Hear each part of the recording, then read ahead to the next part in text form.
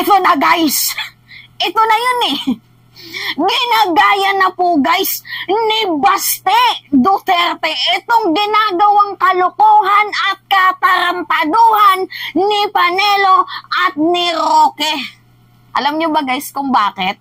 Gawa-gawa kasalanan itong si Baste, tapos ngayon pag nababash, tanggi-tanggi.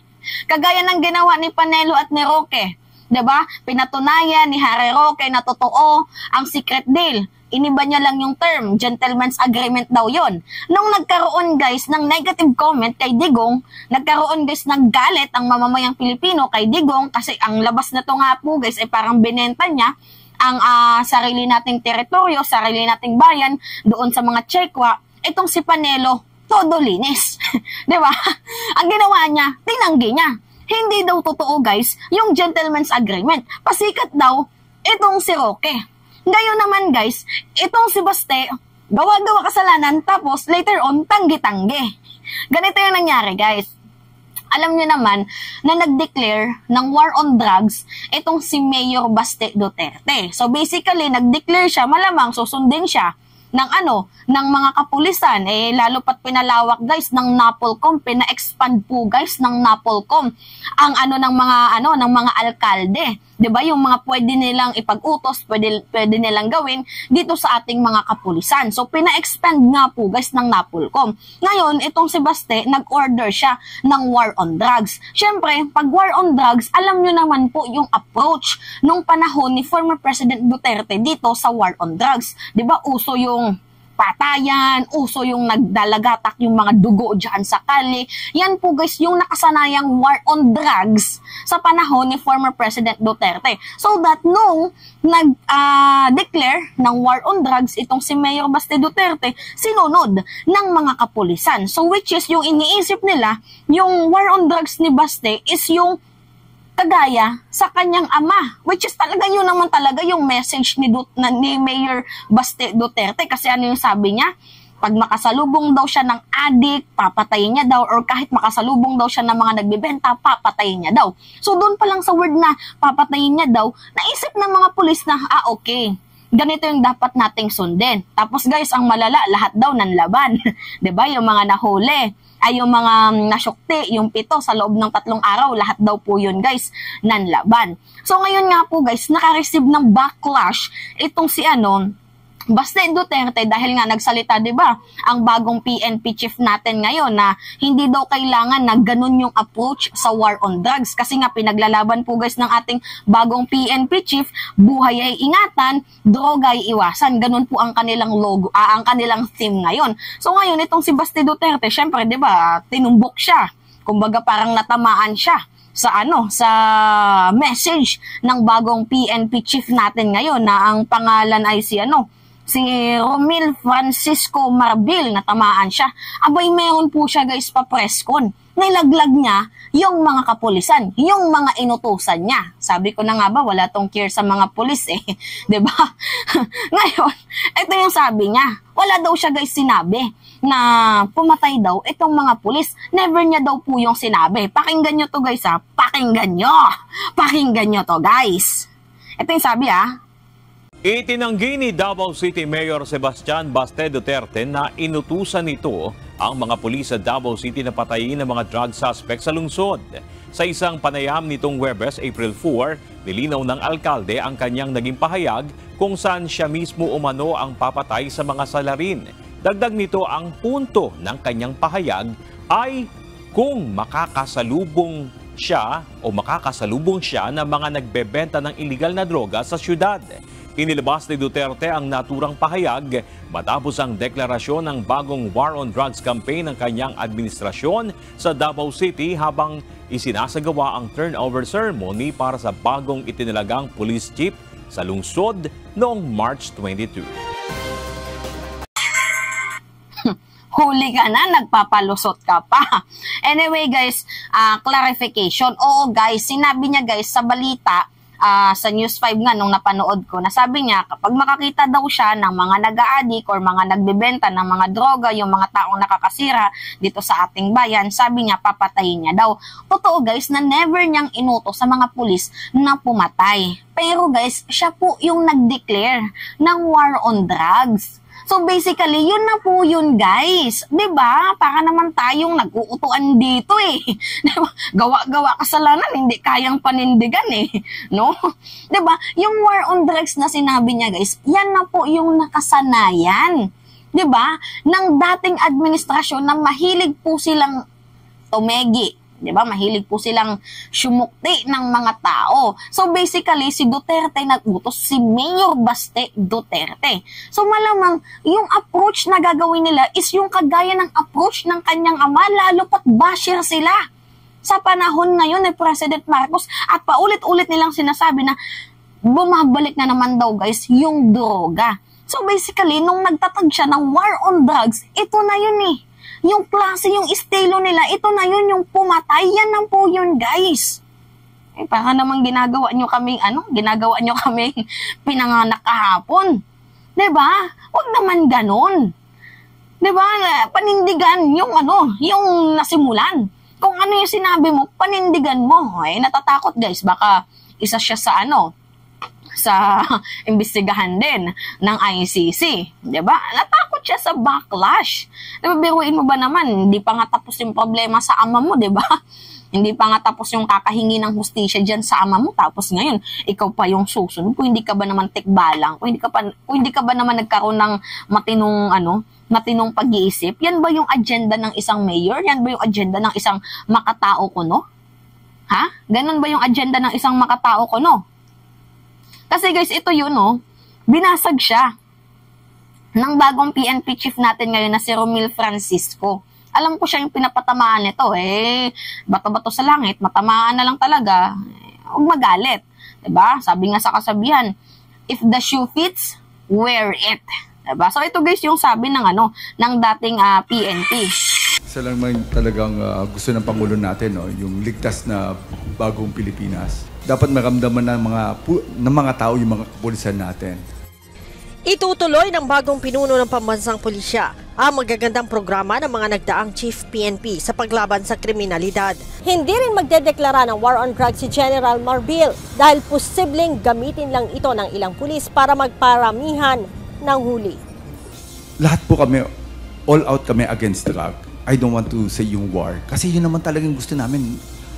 Wala naman po kailangan na ipupuna all out ko. Yun na po yung trabaho namin eh. Tama ba? Yun naman talaga trabaho namin, mawala yung drugs eh. Hindi lang po kung Chief PNP nagsabi niyan. Lahat po kami, yan po yung trabaho namin. There's no need for us to declare drug war. Ito na po yung gusto namin sa society. Kahit sinong Chief PNP, ang gusto namin is 100% drug-free community.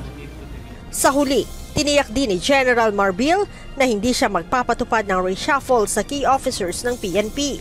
No, I do not do that. Kasi pagka ginawa mo yung reshuffle na yun, magiging unstable yung unit eh. No, wala namang kasalanan yung mga police natin to reshuffle. That's, lahat naman to eh. Ang ginagawa na namin, we will be coming with a better parameter for them to be measured. Kung hindi mo kaya to, then we will give you a chance to improve. Kung hindi mo talaga kaya, then we will get a better commander. Nauna nang sinabi ni General Marbil sa kanyang inaugural speech na target niya ang high-tech policing sa mga pulis. Yan. So, diba guys, na-mention niya na wala naman talagang kasalanan yung mga pulis dito, which is true. Pero guys, not 100% sure. Pero guys, may katotohanan yun na hindi naman po kasalanan ng pulis yun. Kasalanan po yan ng mga nag-i-implement. Kagaya ni PNP Chief Bato. Diba? Ano yung implementation niya? Sinunod niya yung utos ni Digong.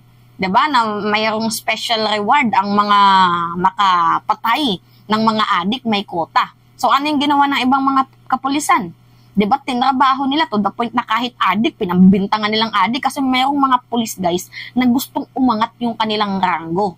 Diba? Sa pamamagitan ng pag-angat ng kanilang ranggo, ang gagawin nila is magpapasikat sila. Ginagamit nila yung mga taong mga nakatsinelas. Diba? Yung mga walang pera. Walang pera para ipagtanggol, ipaglaban ang kanilang sarili. Laban dito sa mga gahaman na mayroon pong posisyon at mayroon pong kapangyarihan. Diba? Yan po guys yung tinarget nila. Kaya nga nagkaroon guys ng backlash itong si Mayor Baste Duterte. So that ang kanyang ginawa guys, naglilinis sa kanyang ginawang kalat. Wala naman talagang magsisisihan dito, kundi sarili niya lang rin naman ang sisisihin niya kasi in the first place, nag-utos siya. Diba? Although hindi niya sinabi directly sa mga PNP, pero siya guys yung nagtatag ng war on drugs. Which is guys, bilang alkalde, kasi pina-expand po guys ng NAPOLCOM itong responsibilities, itong mga kayang gawin ng alkalde at mga gobernador. So pinalawak po guys ng NAPOLCOM ang pwedeng gawin, pwede pong iutos ng mga alkalde dito sa mga kapulisan. So ngayon, sino yung susundin nyo? National government or yung si Baste Duterte sa mga kapulisan dyan sa Davao? Diba? Yung mga naging jobless dyan, yung sumunod sa utos ni Baste Duterte, ngayon, binigyan ba kayo ng trabaho ni Baste? Ha? Yan yung tanong ko sa inyo, binigyan ba kayo ng trabaho ni Baste? Ha? Kasi guys, yung pulis na sumunod sa approach ni Mayor Baste Duterte na war on drugs, jobless na ngayon, under investigation sila. Pag napatunayan kung nanlaban ba, ay talagang makakabalik sila. Pero pag napatunayan na hindi nanlaban for trial, for publicity lang, para sabihin na ito matapang to si Baste, ganyan-ganyan, magiging jobless na sila forever, lifetime. Diba? Yan kasi, gawa kasalanan, tapos hindi kayang panindigan, tapos nilaglag pa ang kanyang mga kapulisan. Ganyan ba yung may pagmamahal sa ating bayan? Kaya guys, sinasabi ko sa inyo, diba, kung gusto nyo ulit makabalik ang mga Duterte, lahat tayo uubusin dito. Diba? Kasi kahit nga hindi adik, sinasabihang adik. Diba? Kahit walang kasalanan, sinasabihang may kasalanan. Isa na dyan sa patunay, si Kian. Diba? Nung inotopsy, buti na lang may CCTV. Nung inotopsy Joyce yung katawan niya, wala naman pong nakitang kahit bahid ng ng di umano'y droga. Diba? Nung nakita naman sa CCTV, mayroong 3 pulis na tinrabaho itong si Kian. Binaril nila, tapos sinabi nanlaban. Yung mga napatay doon sa Davao, yung mga baril nila, pumutok ba? Ha? Para masabi niyong nanlaban? Para masabi natin nanlaban, dapat meron kayong mga body cam. Hindi yung puro lang salita. Kasi guys, hanggat puro lang salita, we do not know kung nanlaban nga ba. Kung may putukan na nangyari. Masasabi mo nanlaban kapag naiputok yung baril kaso wala naman. Ang ginagawa kasi guys minsan ng mga kapulisan, di ba? Meron silang totoo, meron nga nag-aadik-adik. Tapos ang ginagawa nila, dinidiretso nila ganon, tsugi. Tapos kunyari, nakahandusay na sa kalye, nakaganon, ilalagay yung baril, tapos ilalagay yung mga nakumpiska ko ng droga. Pero yung yung totoong senaryo dyan guys, nilagay nila yung baril, tapos nilagay din nila yung droga. Tanim droga nga yung nangyayari. Kaya nga hindi na uso yung ganyang estilo kasi nga hindi po effective guys. Yung madugo at bloody drug war campaign, hindi po epektibo guys dahil ang kawawa lang po dito is yung mga kapwa natin, mamamayang Pilipino na mga nakatsinelas. Puro lang may hirap ang nahuli. Bakit? May mayaman pang nahuli? Sige nga, comment nga kayo kung merong mga matataas ang nahuli. Yung talagang, yung literal na pinag-uusapan. Diba? Wala. Yung kay Dilima, fabricated lang yun. Yan yung sinasabi ko sa inyo guys. Yan yung sinasabi ko. Diba? Matuto tayong maging mabusisi, matuto tayong kumilatis sa mga mapagpanggap na politiko. Kasi at the end of the day, tayo po yung magiging kawawa dito. Dahil tayo po yung mga nag-elect sa mga yan, huwag tayong magpapabudol, guys. Yan yung aking sinasabi. So ngayon, itong si Baste Duterte, todo tanggi.